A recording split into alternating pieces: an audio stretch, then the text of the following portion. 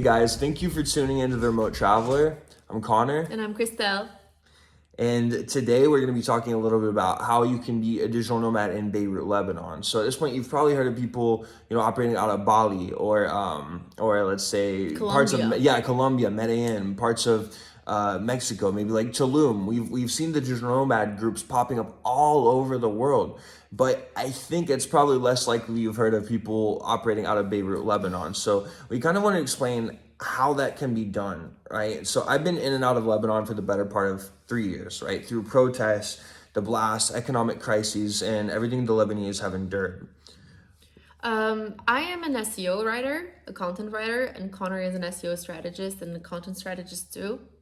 And we have a publishing company. We also have a few Etsy shops, and we have some apps that are also all generating remote and passive income. So we wanted to kind of explain a little bit about how that can be done in some of our other videos. But today we're going to focus specifically on how this would apply to you if you were interested in coming to Lebanon and operating as a digital nomad out of here. Number one, inconsistent electricity.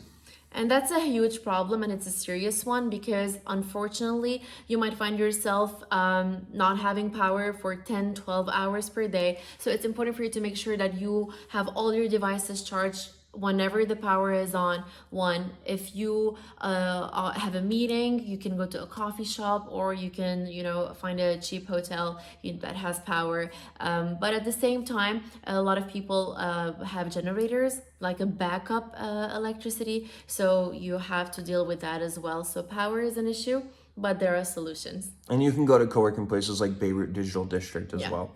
Number two, economic crisis equals crashing currency. So unfortunately, since 2019, our currency kept crashing, and now the black market rate has taken over the country. So the official rate is 1,500. So $1 is equal to 1,500, but actually, in the black market, it's worth now 20,000. A week ago, 2 weeks ago, it was 35,000, and this really affected the prices of everything. We have hyperinflation. Food is extremely expensive now. Gas is scarce and expensive. So we are in the middle of one of the most difficult economic crises we've ever had.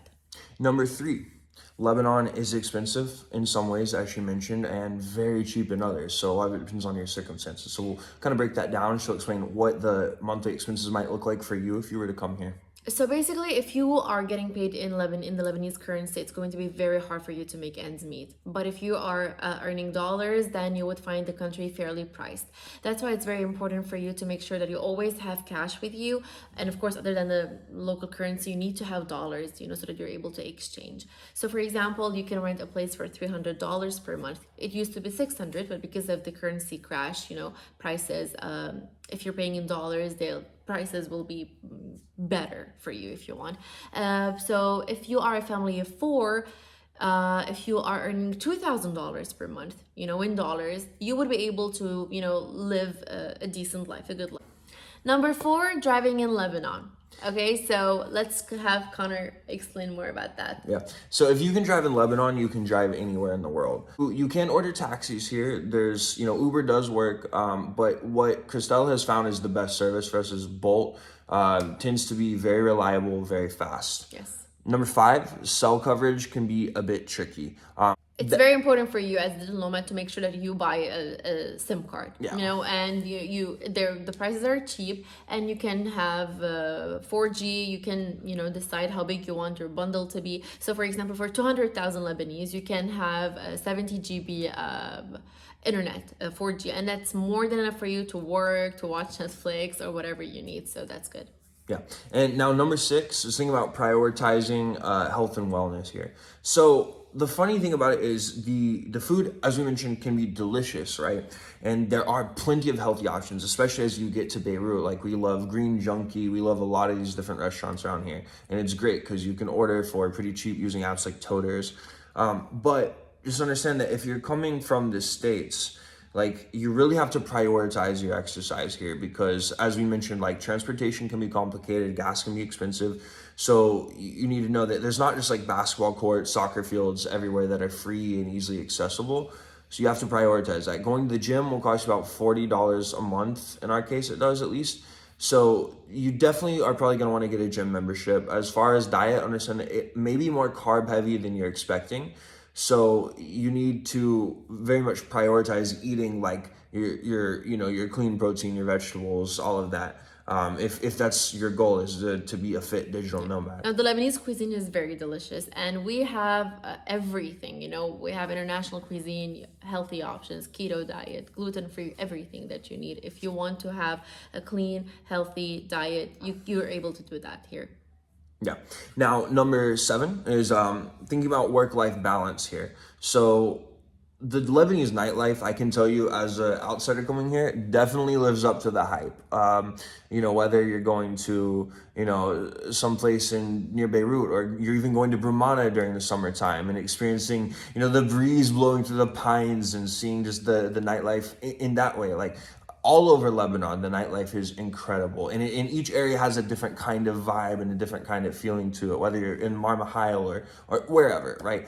So that's absolutely worth it. The beaches are phenomenal as well. And Byblos is like my favorite area ever. She knows this because there's a castle, and so there's ancient ruins everywhere. So it's just to say there are lots of ways to entertain yourself in Lebanon, especially during the summer, which is why the Lebanese tend to come back during the summers here. During the winter, there's also skiing, snowboarding, all of that. One of the few places in the Middle East that has both, has the best beaches, also has, the snowboarding, skiing, all of that. So you can find work-life balance here. And that brings us to kind of this final conclusion, right? Is it worth being a digital nomad in Beirut or other parts of Lebanon? Absolutely. Absolutely. This is a beautiful country, and you will fall in love with it at some point, even though at first you might find it a bit challenging. But the people are kind, the culture, the history, the lifestyle, you will love the country, and you can be a digital nomad because, Lebanon is in the center of everything, it's close to everything. And hopefully in this video we gave you some of the things that you can do, like some solutions. We were somehow helpful, so that you would know what are the things that you might face and how you can manage or deal with them. But yes, just like Bali, just like Colombia, just like Mexico, you can absolutely be a digital nomad in Lebanon, and we've been doing that for a few years now. Of course, using this as a home base to travel out to Turkey and to travel out to Egypt and to different places. Yeah. So it can definitely work for you. It will make you resilient. Yeah, it will make you resilient, and you will definitely understand how to kind of, like Bruce Lee said, be like water, right? Flow around things. You'll figure that out here. But we can definitely explain in later videos sort of how we're actually doing this. We've kind of told you some ways that for you might apply if you were to come to Lebanon specifically, but in general, we'll also explain how to run a very successful Etsy shop. We'll talk about how we are able to do our jobs remotely. How to make passive income. How to make passive income through apps, again, through Etsy shops, through other things like that, how to run a publishing company. We do a variety of things, and we'll break that down a little more in future videos if that's something that you're interested in. But if you're just here for the travel content as well, hey, we're happy for that as well, and we're more than happy to have you. So thank you so much for watching The Remote Traveler. Yes, and if you have any other questions about how to be a digital nomad in Lebanon, you can just drop comments below and we can just reply, and we can hopefully be helpful. So thank you for joining us. Yeah, and please be sure to like and subscribe. Thanks for watching.